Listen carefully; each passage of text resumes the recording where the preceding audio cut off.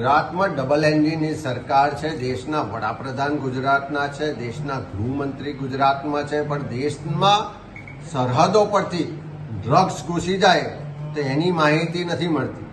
બીજા રાજ્યોમાંથી ગુજરાતમાં દારૂબંધીનો કાયદો છે, પણ દારૂના કન્ટેનરો ભરીને આવી જાય, ગામ સુધી ગલી સુધી પહોંચી જાય, પણ આઈબી ને પોલીસને ખબર નથી પડતી. પણ કોંગ્રેસ પાર્ટીનો કાર્યકર ક્યાં જાય છે, કોંગ્રેસનો ધારાસભ્ય, કોંગ્રેસનો નેતા કોને મળે છે, કયા કાર્યક્રમો કરવાના છે, શું એમની રણનીતિ છે, શું એમની ગતિવિધિ છે, એની માહિતી રાખવા માટે આખી સરકાર, આખું પોલીસ તંત્રને આઈબી કામે લગાડેલું છે.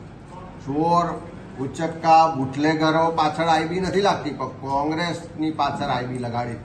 તમે આજે જોઈ શકો છો કે મહેસાણા ખાતે ઉત્તર ગુજરાતના અમારા જિલ્લાઓની સમીક્ષા બેઠક, વરિષ્ઠ આગેવાનો હાજર છે, બધા જ જિલ્લાના છે.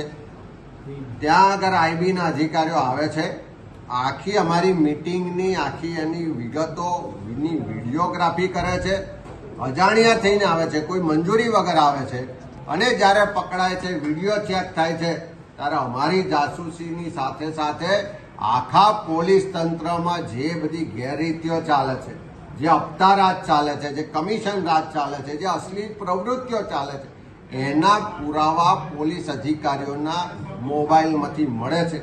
એટલે ક્યાં હપ્તા લેવાય છે, ક્યાં કોનું કનેક્શન છે, ક્યાં અનૈતિક પ્રવૃત્તિઓ ચાલે છે, ક્યાં અશ્લીલ મટીરિયલ ચાલે છે, એ બધું જ પુરાવા પોલીસના મોબાઈલમાં મળે છે.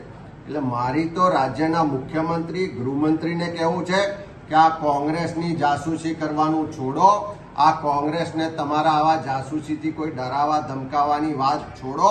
આ ગુજરાતની જનતાની સુરક્ષા માટે આ પોલીસ તંત્રને તમારું આઈબીનું તંત્ર લગાવો. ગુજરાતમાં દારૂ ડ્રગ્સ ના આવે, યુવા પેઢી બરબાદ ના થાય, ગુજરાતમાં ગુનાખોરી ના થાય, એના માટે તમારી આ વ્યવસ્થાને લગાડો, નહીં કે કોંગ્રેસની જાસૂસી માટે.